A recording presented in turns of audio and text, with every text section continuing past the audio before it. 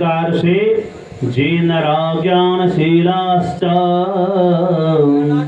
ते जानति परमां गतिम।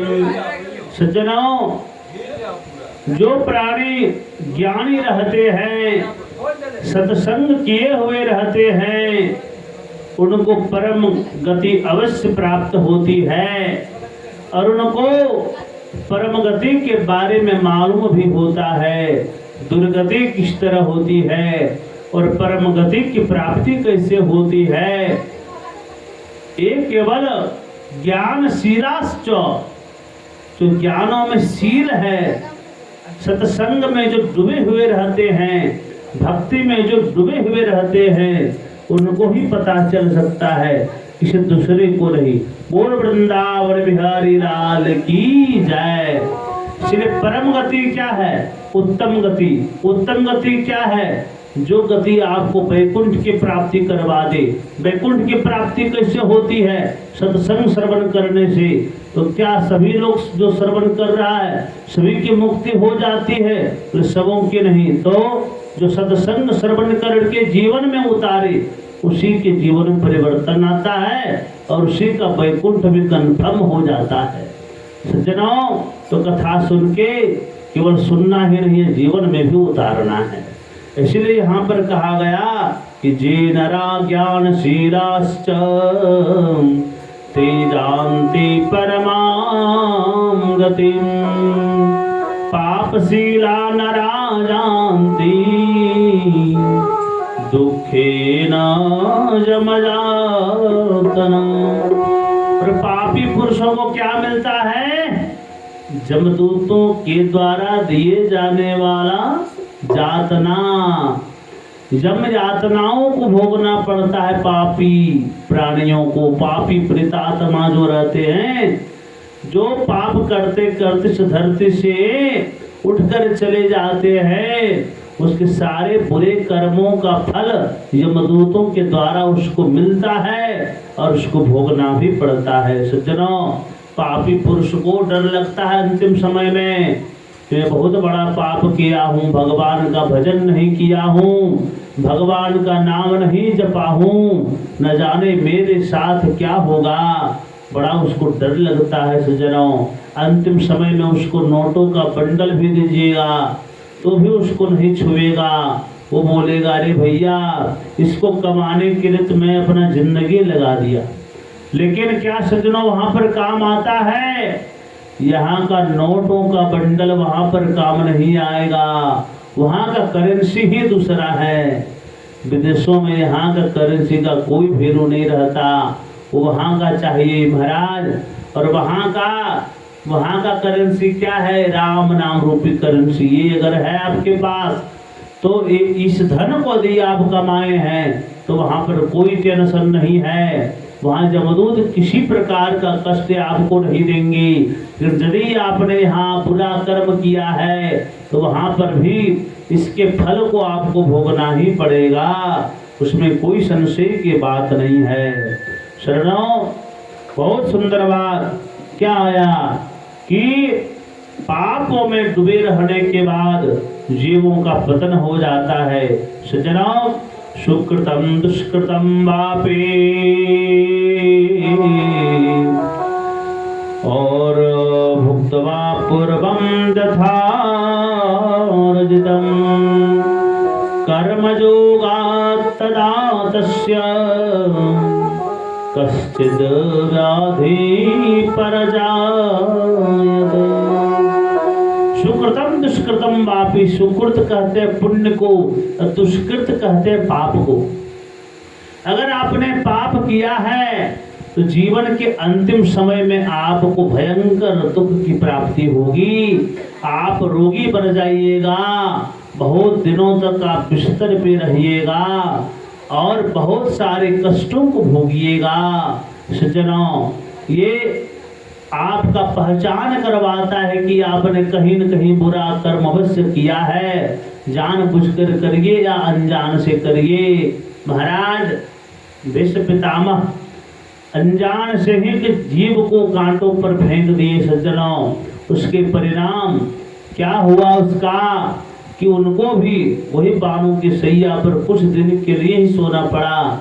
इच्छा मृत्यु का वरदान प्राप्त था, लेकिन भोगना तो पड़ा। चक्रवर्ती सम्राट राजा दशरथ जी महाराज श्री रामचंद्र जी के पिता थे। राम जी चाहते तो काल नहीं आ सकता था, काल को रोक देते। वो चाहे तो क्या असंभव है, लेकिन नहीं रोकी, क्योंकि उनके हाथों से वो कर्म हुआ था, भले अनजान से ही सही, लेकिन श्रवण कुमार का प्राण उनके बाणों के द्वारा ही निकला था। भले वो निमित्त बने थे, उनको पता नहीं था वहां कोई व्यक्ति पानी भर रहा है, उनको लगा कोई हिरण पानी पी रहा है और शब्द के ऊपर बाण छोड़े, लेकिन वहां कोई हिरण नहीं था। वहां तो श्रवण कुमार अपने माता पिता के लिए पानी निकालने के लिए गया था, पानी लाने के लिए गया था। लग गई बाण सज्जनों, वहीं पे उसका प्राणांत हो गया। लेकिन माता पिता वहां पर राजा दशरथ को बोले हैं कि हम लोग तो नहीं बचेंगे महाराज, लेकिन हम लोग श्राप देते हैं। जिस तरह से अपने पुत्र के वियोग में हम लोग अपने प्राणों को त्याग रहे हैं, आएगा एक दिन जिस दिन आपको भी अपने पुत्र के वियोग में अपने प्राणों को त्यागना होगा। सज्जनों, श्राप का परिणाम एक दिन आ ही जाता है। वो चाहिए जब भगवान के पिता थे तो उनको कर्मों से भगवान बचा नहीं पाए, नहीं बचाए, तो हम लोग यदि देखिए हम लोग को क्या गलती है, हम लोग पाप करते हैं और गंगा नहा लेते हैं सज्जनों तुरंत, और सोचते हैं कि मेरा सब पाप कर्म जो है वो छूट गया। अरे भैया बहुत सुंदर बात, लेकिन जो कर्म आपने किया है वो पीछा इतनी आसानी से नहीं छोड़ता है। जब तक वो अपना फल आपको नहीं देगा तब तक उसको चैन नहीं मिलता है। सज्जनों, गंगा नहाइए, बहुत बढ़िया बात, पवित्र होइएगा, आपका मन पवित्र हो गया। जो कर्म किए हैं उसको तो भोगना ही पड़ेगा। वो ऐसे नहीं महाराज, इसलिए सावधान हो जाना चाहिए। कभी कोई बुरा कर्म ज्यादा नहीं करना चाहिए। सज्जनों, कर्म योगा तदा तस्य कश्चित व्याधि परजायते। अंतिम समय में सारे लोग वहां खड़े रहते हैं। जब कोई मरता है, उनके माता पिता भाई बंधु चारों तरफ घेर के खड़े रहते हैं। अरे मुझे पहचानो, मैं तुम्हारा मित्र हूँ, मैं तुम्हारा माता पिता हूँ। कोई कहता मैं तुम्हारा बहन हूँ, पहचानो। लेकिन क्या कोई किसी को पहचान पाता है? अंतिम समय में किसी को नहीं पहचान पाता है, और वो कुछ कहना भी चाहता है मुख से, लेकिन आवाज ही नहीं आती। क्यों? क्योंकि अंतिम समय में यह चैतन्य शरीर भी जड़ बन जाता है, पेड़ की तरह, वृक्ष की तरह जड़ हो जाता है। दिख तो रहा है कि सामने है, लेकिन जड़ रूप में हो जाता है। सज्जनों, बेचारा तड़पता है, न कुछ सुन पाता है, न कोई कुछ बोल पाता है। अंतिम समय की ऐसी घड़ी क्या कहना, बड़ा भयावह हो जाता है सज्जनों। और क्या आया? आधि व्याधि समायुक्तम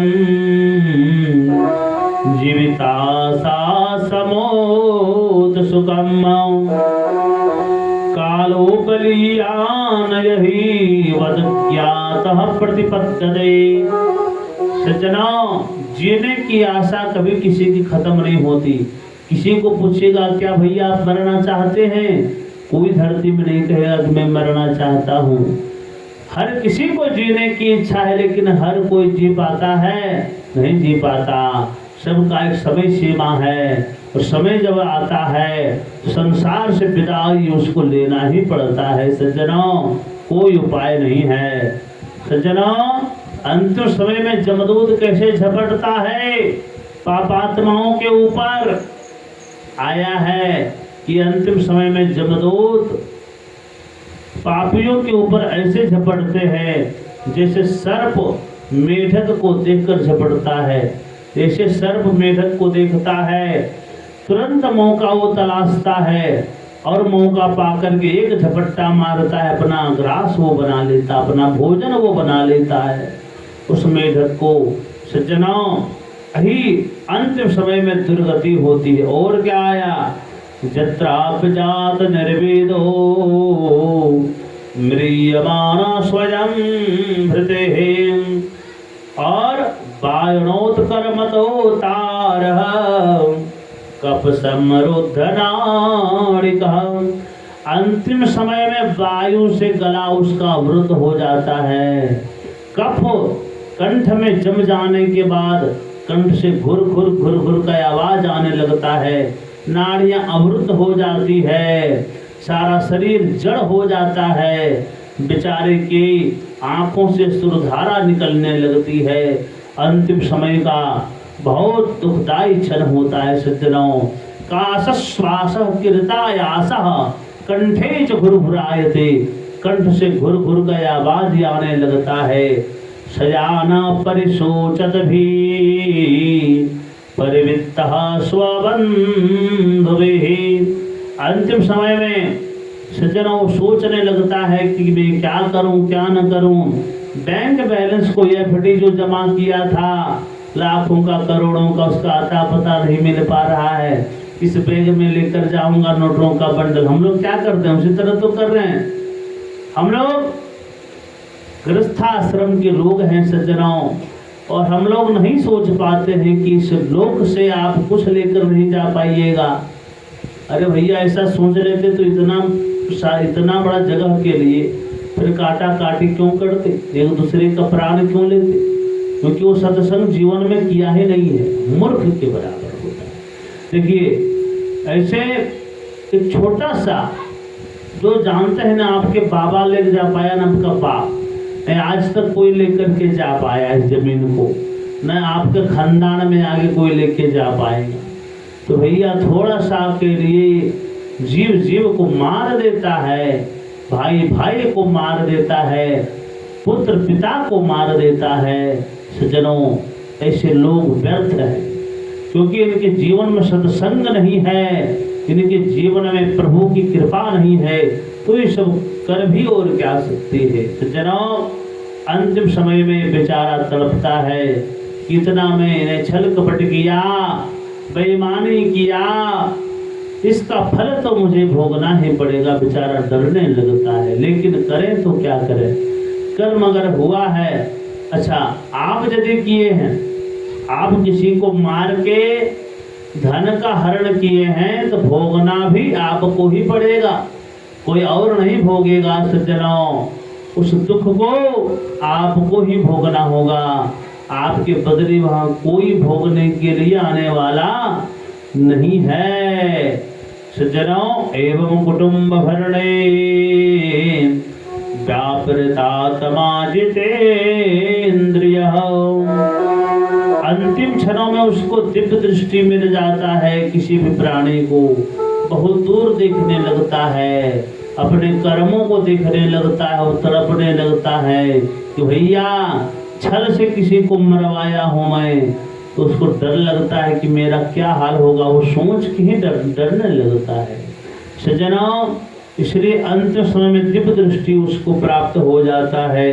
विकलेन्द्रिय संघाते और चैतन्य जड़तांगते, इंद्रियां विकल हो जाती है, व्याकुल हो जाती है, और चेतन शरीर भी जड़ बन जाता है। सज्जनों फेन मुदगिरते सोयथ, अंतिम समय में उनके मुख से फेन मुदगिरते, फेना निकलने लगता है, झाग निकलने लगता है, मुखम लालाकुलम, लार निकलने लगता है महाराज बड़ा। और अधोद्वार गच्छन्ति पापिनाम प्राणवायवः, पापियों का प्राण किस द्वार से निकलता है, अधोद्वार, नीचे का द्वार से पापियों का प्राण निकलता है। सज्जनों तो इस प्रकार से किसको देखकर व्याकुल हो जाता है प्रेतात्मा, बोले जमदूतों को देखकर। उसका स्वरूप कैसा है, बोले महाराज जमदूतो तदा प्राप्तो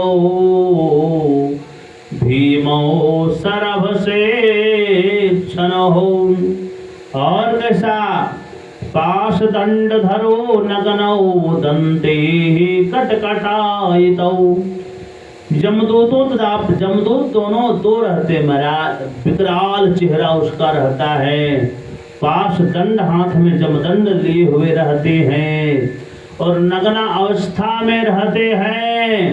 अपने दांतों को कटकटाते हैं महाराज, पापियों को देख करके अपने दांतों को जब कटकटाने लगते हैं, बेचारा पापात्मा परेशान हो जाता है। और उसका स्वरूप कैसा है जमदूतों का? बोले ऊर्ध्व केशो काक कृष्णो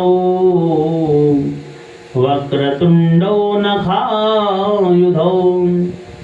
उनका बाल खड़ा है महाराज, काला काला बाल है, वक्र मुख टेढ़ा है, नखायुधो नख उसका इतना बड़ा बड़ा है नाखून महाराज, वही उसके लिए शस्त्र का काम कर लेता है।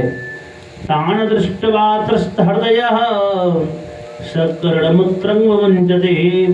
उनको देखकर पापात्मा मलमूत्र त्याग करने लगता है, बिस्तर पर ही बेचैन होने लगता है। सज्जनों, जमदूतों का स्वरूप बड़ा भयानक होता है। ओ जीवन है तेरे हवाले मुरलिया वाले, जीवन है तेरे हवाले मुरलिया वाले।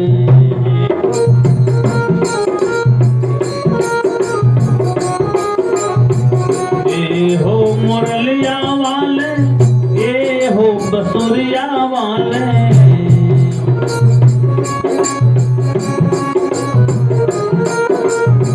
जीवन है तेरे हवाले मुरलिया वाले।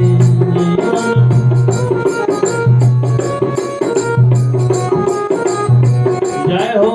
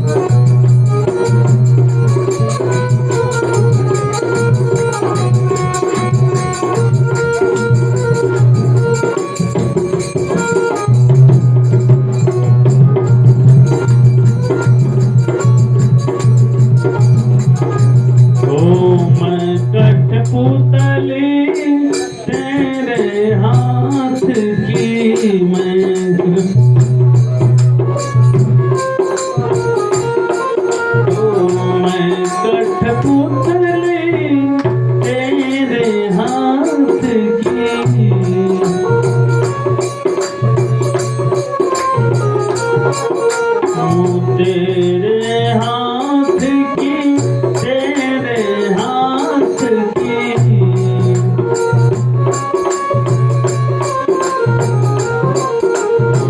चाहे जैसे न चाले मोलिया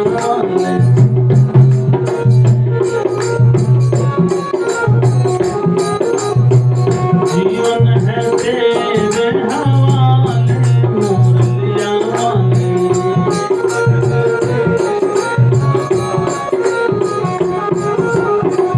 ए हो मुरलिया वाले, ए हो बसुरिया वाले हो।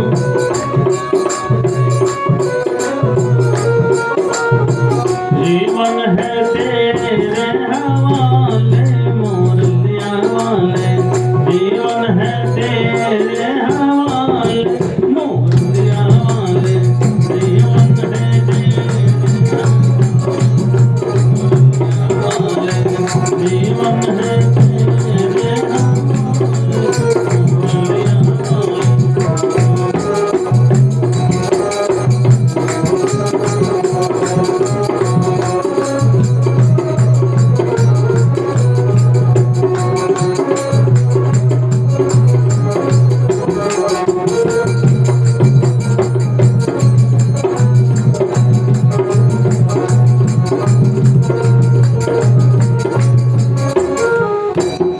बोल वृंदावन बिहारी लाल की जय। सज्जनों, यमदूत जो रहते हैं वो पापात्माओं के प्राणों को अंगुष्ठ मात्र पुरुषो हा कुर्वन् विदारयन्, अंगुष्ठ मात्र का स्वरूप उस शरीर से निकालता है यातना देह मावृत्या। सज्जनों, और उसको बलात् अपने पास दंड में फंसा करके उसको 2-4 मुहूर्त में भी बहुत दूरियों तक घसीटते हुए लेकर के चले जाते हैं। सज्जनों, जिस तरह बंशी से हम लोग मछली पकड़ते हैं, मुंह फंसा करके ऊपर निकाल लेते हैं, सज्जनों, उसी तरह जमदूत जो रहते हैं पापी प्राणियों को फंसा करके पास दंड से घसीटते हुए लेकर के जाते हैं।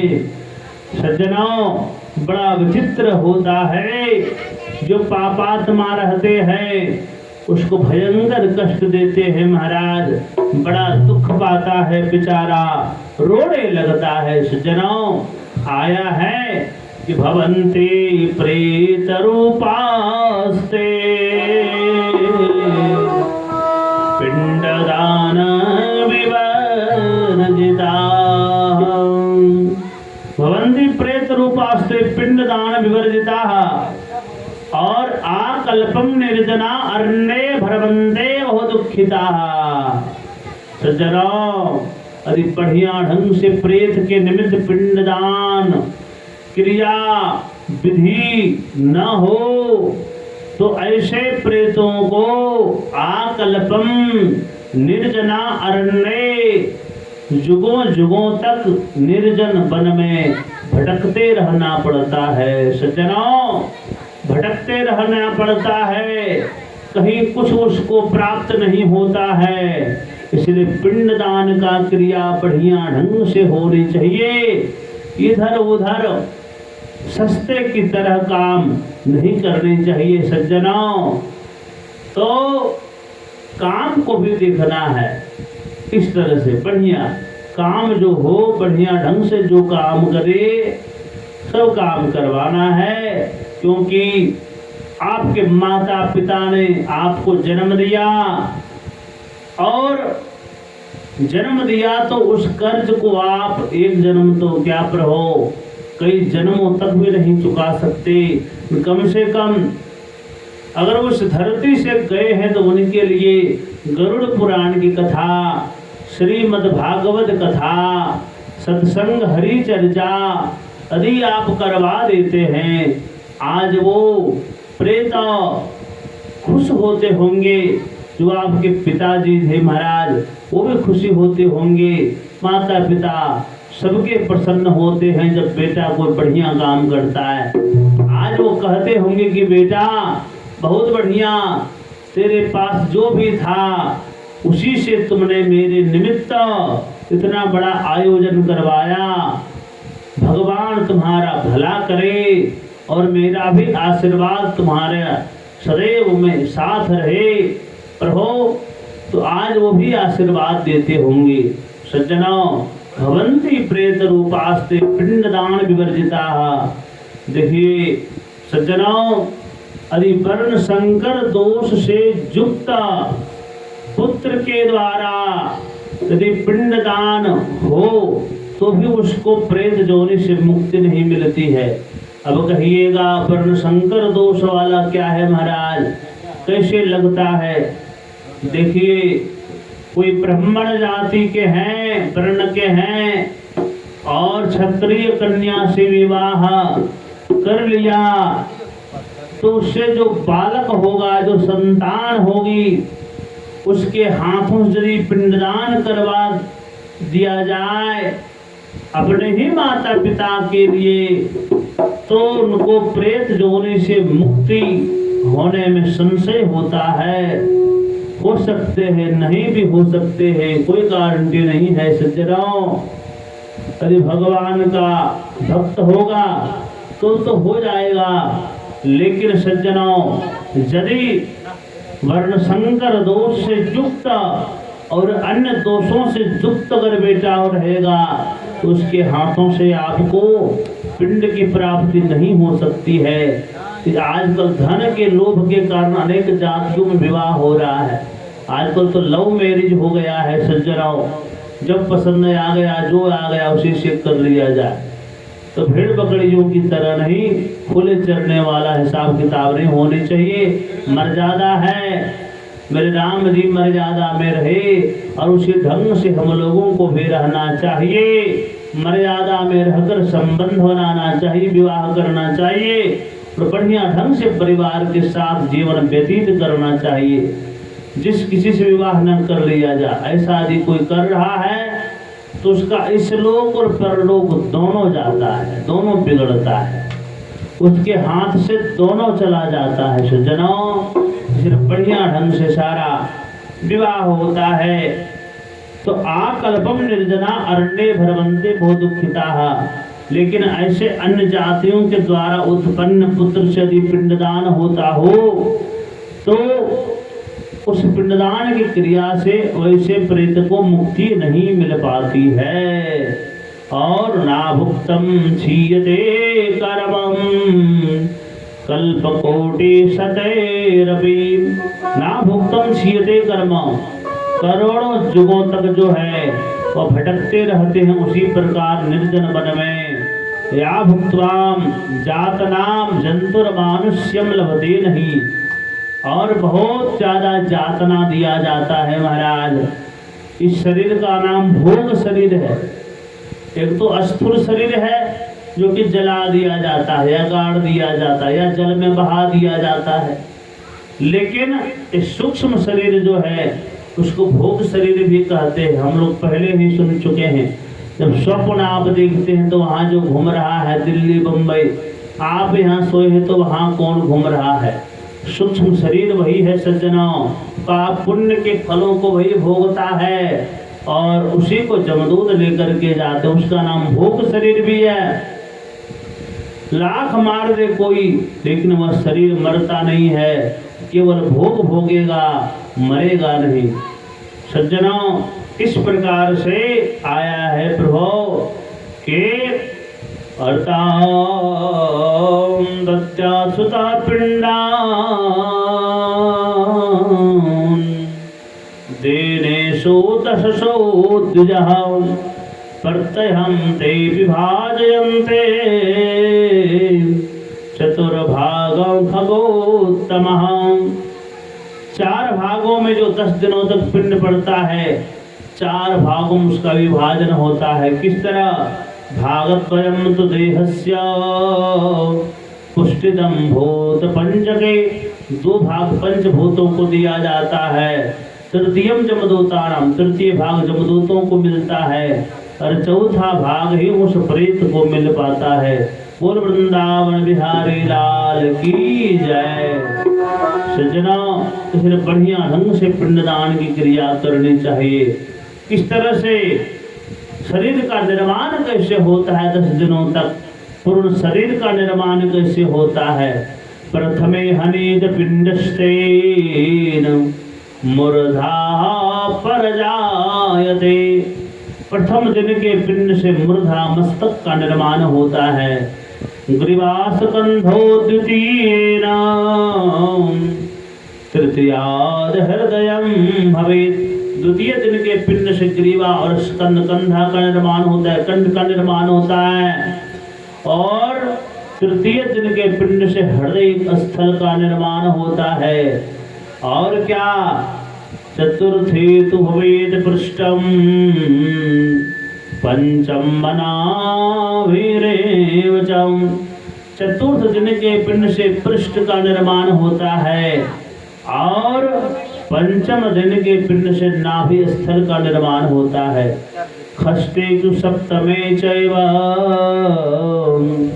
कटिर्गुह्यम परजायते, खष्ट वो सप्तम दिन के पिंड से कटी जंघा का और पीछे भाग का निर्माण होता है। सज्जनों, और क्या आया, पुरुषाष्टमे चैव जानवंग्री नवमे तथा, नवमे तथा नवभिर्देह मासाद दशमे यानी क्षुधादृशा। सज्जनों, अष्टम और नवम दिन के पिंड से जानभंगरी, नवमे तथा अन्य अंगों का निर्माण होता है। 10वें दिन उसको क्षुधादृशा लगता है। पूर्ण शरीर निर्माण होने के बाद तो एकादशा और द्वादशा के पिंड को वो भक्षण करता है। गुरु वृंदावन बिहारी लाल की। जरा देर ठहरो राम, जरा देर ठहरो राम, तमन्ना यही है कभी हमने जी भर के देखा नहीं है।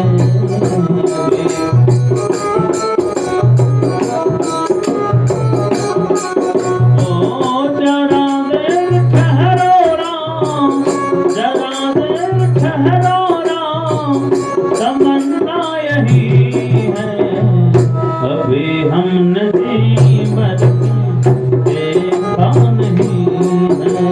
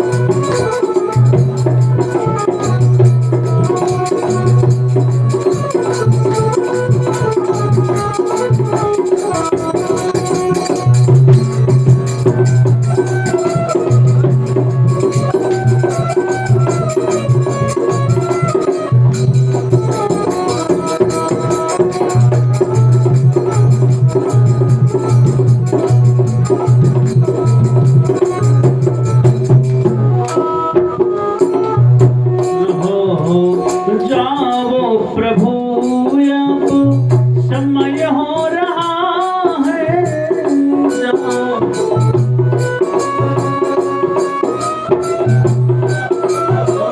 जाओ प्रभु अब समय हो रहा है, घरों का उजाला भी कम हो रहा है, घरों का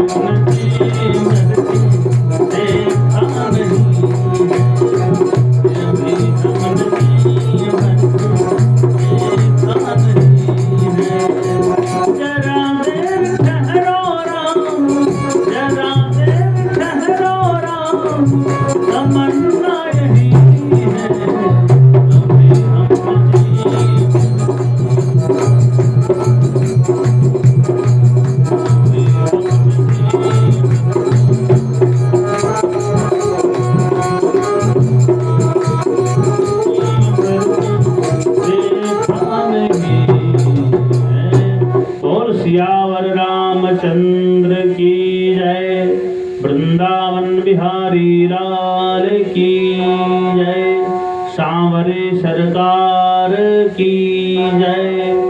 सज्जनों, इस प्रकार से शरीर का निर्माण होने के बाद पिंडजम देहमाश्रित्य क्षुधाविष्टस्तदृशार्दितम् एकादशं द्वादशं च प्रेतो भुंक्ते दिनद्वयम्। 2 दिन का भोजन जब वो करता है, एकादशा और द्वादशा का भोजन, फिर त्रयोदश दिन क्या होता है? त्रयोदशे हनि प्रेतो जंत्रितो यम किंकरे हे। सज्जनों, त्रयोदश के दिन यमदूत उसको उसी तरह पकड़ लेते हैं जैसे कोई मदारी बंदर को पकड़ लेता है, और पकड़ने के बाद घसीटते हुए लेकर के चला जाता है। उसी प्रकार महाराज खरसेति सहस्राणि योजनानाम प्रमाणतः, यमलोक का मार्ग का प्रमाण है। कितना दूरी है महाराज? बोले बैतरणी को छोड़ दिया जाए तो 86,000 योजन है। बैतरणी को अगर छोड़ दिया जाए तो खड़ सीधी सहस्त्राणी योजना नाम प्रमाणतः, तो जमलोक कितना दूर है महाराज? 86,000 योजन। और उस मार्ग में प्रतिदिन प्रेत 200 योजन चलता है, तो 47 दिन रात चलकर जो है वह जमलोक पहुंचता है। सज्जनों, 47 दिनों तक लगातार वो चलता है। उसके बाद अंत में जमलोक वो पहुंचता है। उसके बीच मार्ग में ही 16 पुरियों को भी पार करता है। नाना क्रंदपुर है, बहुभीतिपुर है, शैलागमपुर है। सज्जना, अनेक पुरियों को, क्रौंचपुर है, क्रूरपुर है, विचित्र भवनपुर है, बहुवापदपुर है, दुखदपुर है, नाना क्रंदपुर है, सुतप्त भवनपुर है, पयोवर्षणपुर है, सीताढ़पुर है, वो भीतिपुर है। 16 पुरियों को पार करता है। सज्जनों, भयंकर कष्ट उसको वहां पर मिलता है बेचारा, लेकिन करे तो क्या करे। सज्जनों, अब गरुड़ जी महाराज प्रश्न करते हैं भगवान नारायण से, प्रभु बताइए कीदृशो जमलोकस्य पंथा भवति दुःखदः तत्र जानति यथा पापा तन्मे कथय केशव। हे नारायण भगवान, कीदृशो जमलोकस्य, किस प्रकार जमलोक का मार्ग दुखद है? क्यों दुखद है? कैसे दुखद है महाराज? कौन कौन सा दुख दिया जाता है जमलोक के मार्ग में? कौन कौन सा भयंकर दुख है महाराज, जिसके लिए यमलोक के मार्ग को दुखद मार्ग कहा गया है? पंथा भवति दुःखदः, तत्र जानती यथा पापा तन्मे कथय केशव। हे केशव, कृपा करके सारी कथा श्रवण करवाने का कष्ट करेंगे। भगवान क्या कहते हैं कि जन्म मार्गम दुख प्रदम ते कथयाम्यहम् मम भक्तोऽपि तत् श्रुत्वा तम भविष्यसि कंपितः। हे गरुड़ जी महाराज, जम मार्ग महादुख प्रदम दे कथयाम्यहम्, इतना दुखदाई है, इतना दुखदाई है महाराज जमलोक का मार्ग कि यदि मेरा भगत कोई सुन ले तो उसका हृदय कंपित हो जाता है, डर जाता है। इतना भयानक है महाराज की क्या कहना। यमलोक का मार्ग बहुत भयानक है प्रभु। क्या है प्रभु, क्या दुख है? भगवान सुना रहे हैं गरुड़ जी महाराज को कि हे गरुड़ जी महाराज, वृक्ष छायान तत्रास्ति जत्र विश्रमते नरः। उस मार्ग में 12 सूर्य तपते हैं। एक सूर्य भगवान जब तपते हैं यहाँ पर महाराज, तो बैसाख जेठ के दोपहरिया में खाली पैर कोई बोल दे कि जाओ भैया नदी को थोड़ा बालू पर 1 घंटा 2 घंटा चल के आ जाओ। जब दोपहरिया का समय रहे, 4 कदम चलते महाराज लगता है इतना बड़ा बड़ा फोड़ा उठ जाएगा, और दौड़ते हैं घर की तरफ महाराज, छाया की तरफ, छाया में चलो, छाया में चलो। लेकिन वहां 12 सूर्य तप रहे हैं, लेकिन वृक्ष छाया तत्रास्ति, वृक्ष की छाया कहीं नहीं है, एक भी वृक्ष नहीं है, एक भी पौधा कहीं नहीं दिखाई पड़ेगा। सज्जनों, जहां आप विश्राम कर पाइएगा कहीं कुछ नहीं है, वही बालू है महाराज जहां पर आपको चलना होगा। तो वृक्ष छाया तत्रास्ति जत्र विश्रमते नरः। विश्राम करने का कोई वहां पर यात्री शेड नहीं बना है, कोई घर द्वार नहीं है, बिल्कुल धूप में ही चलना है, धूप में ही बैठना है, धूप में ही पानी तो मिलेगा नहीं। यदि कोई पापी आदमी, पापी प्राणी जब पानी मांगता है, जल मांगता है, देखिए महाराज, तो गरम तेल ला करके वो देता है। बोल वृंदावन बिहारी लाल की जय।